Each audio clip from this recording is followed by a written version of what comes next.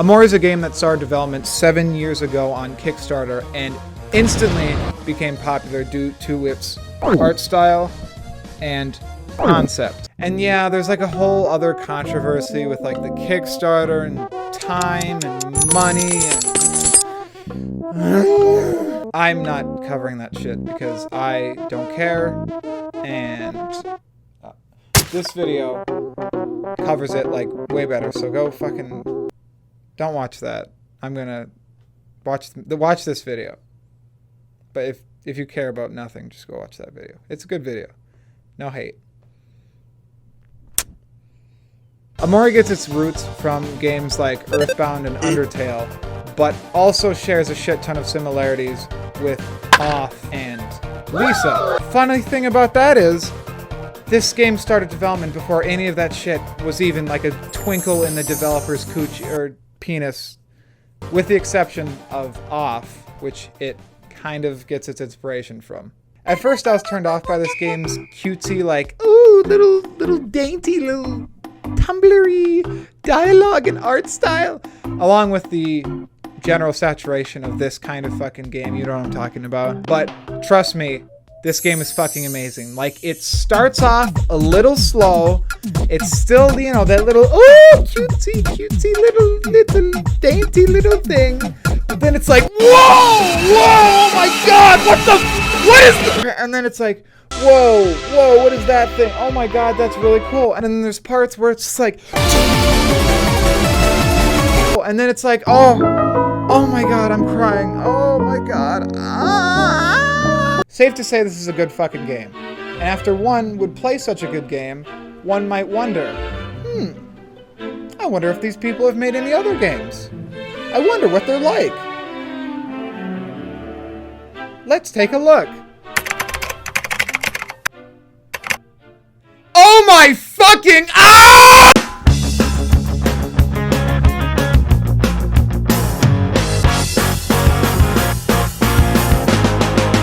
I love little girls, they make me feel so good. I love little girls, they make me feel so bad. When they're around, they make me feel like the only guy in town.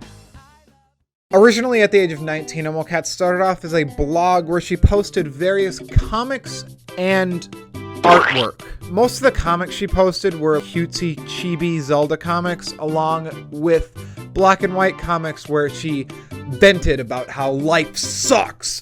3 years after that, though, she started making clothes that seemed to be specifically tailored for the stinky fat obese kid who wore those awesome green Razer headphones at school.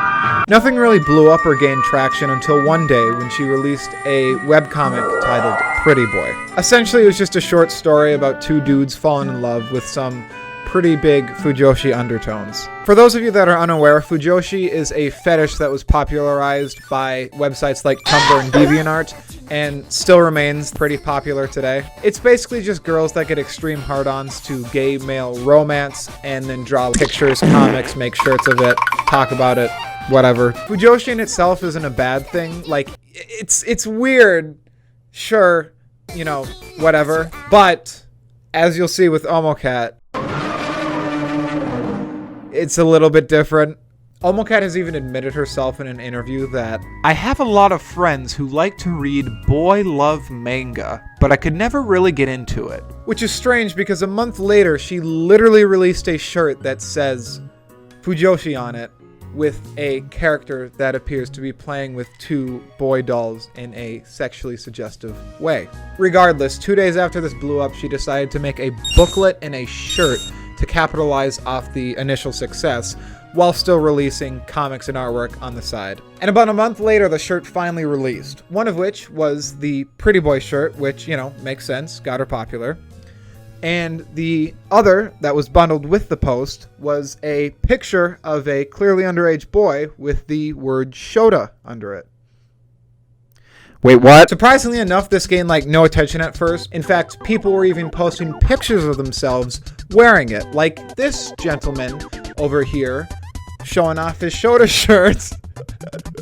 Look at that. He's fucking proud. I have no idea how to feel about the picture of the bald man that I've been using a shit ton in this video. I'd like to believe that his son just thought it would be funny to see his dad wearing a Shota shirt and then just like walk around LA or something.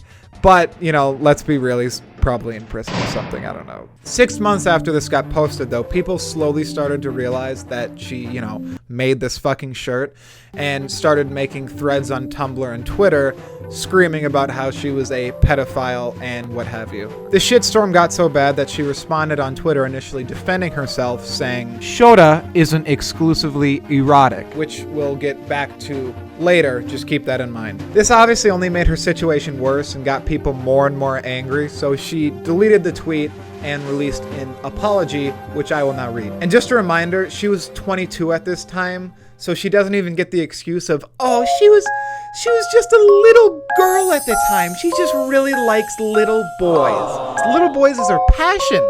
She went to college and she got an associate's degree in advanced groomonomics. It's like, no. Groomonomics. She was 22 at the time. At that point, I feel like you should have the thing in your brain that says, maybe you shouldn't like kids. Just saying.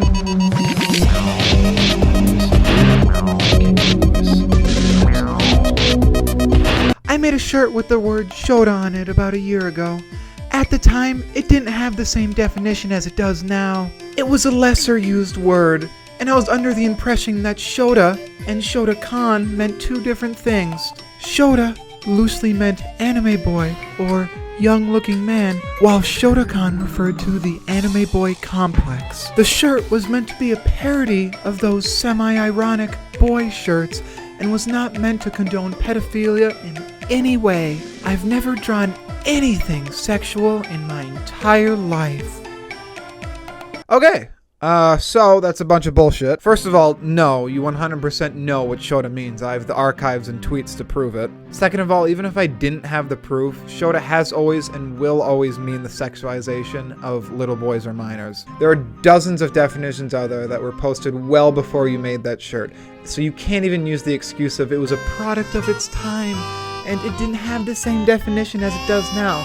Because, yes, it fucking does. You can see the timestamps that are posted all on these websites here and everywhere. Shota is an abbreviation of Shotokan, or as these websites like to call it, slang. They are not different fucking words. They are one word with one being an abbreviation. What you are saying is the exact same thing as having a shirt with the same little boy on it, but instead of Shota, it says CP on it, and expecting people not to get mad about it. It's like, yeah, no, it means cheese pizza.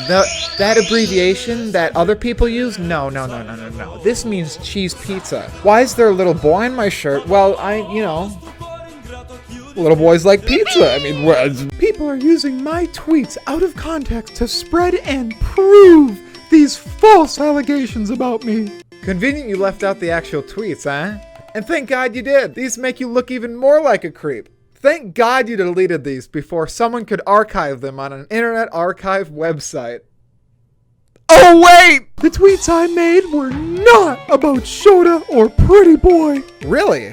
Talking about making Shota underwear and wow good hot Shota is a very strange way to talk about little boys, Omocat. Some of these tweets were ironic and some were even talking about a different issue.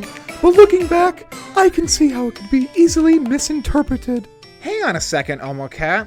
I thought Shota just meant little boy. Why would you tweet such a silly thing in such an implicit way? I thought you weren't aware of the other definition. That's very strange. Hey, come back. What do you think you're doing?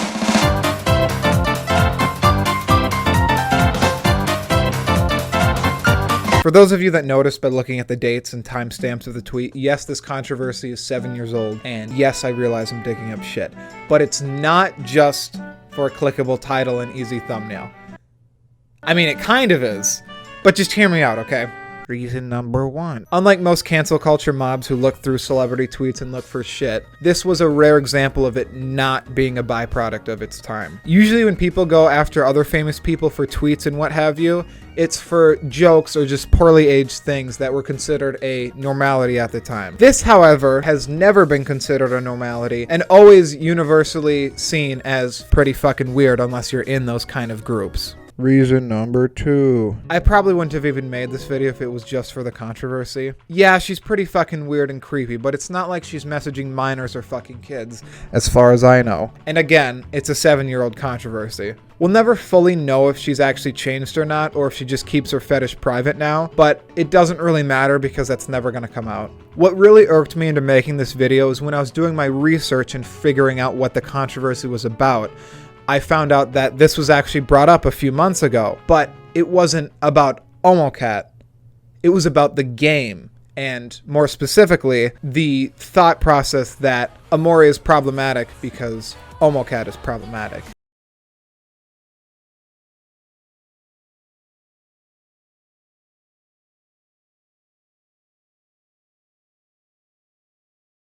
Fan of Omori, or if you've just played it in general, your opinion of this game probably have changed, and that's fine. But I think at least everyone can collectively agree that this is still a good game. Even if Omocat created it, if she didn't exist, you still like this game. This is objectively a good game. And that's just what made me so seethingly upset when I saw the outrage a few months ago where people were tearing into other fans of the game instead of Omocat. There was just a sea of people just talking about how this game was terrible and how you're terrible if you like it and you're a pedophile supporter if you like this game.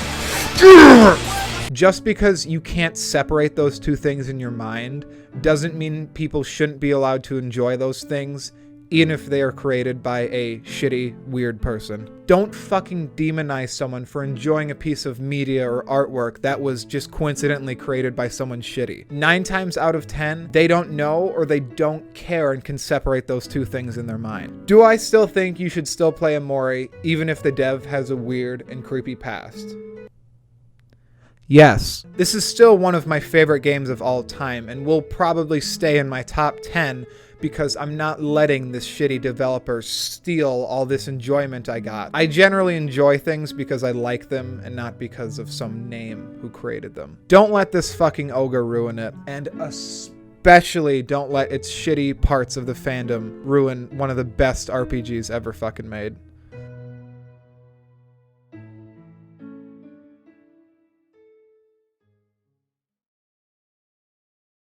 But yeah, Omocat is pretty fucking weird. Play this game if you want to, or don't. Whatever. Not that kind of RPG guy. Follow me on Twitter. And thanks for watching. Bye. Mwah.